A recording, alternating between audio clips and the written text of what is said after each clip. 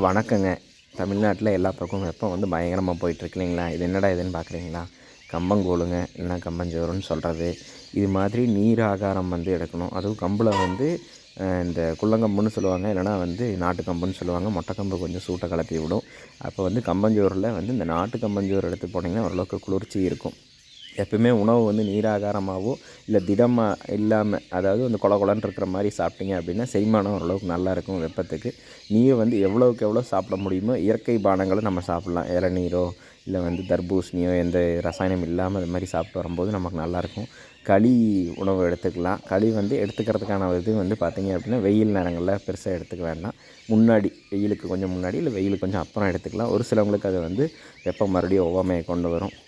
பச்சை பயிறு ரொம்ப முக்கியமானதுங்க. இந்த க்ரீன் கிராம்னு சொல்லக்கூடியது உடல் வெப்பத்தை ரொம்பவே தணித்து கொண்டு வரக்கூடிய ஒரு விஷயம். ஆவாரம் பூவும் நீங்கள் எடுத்துக்கலாம். இதில் எடுத்தால் நம்ம வந்து இப்போதைக்கு ஆரோக்கியமாக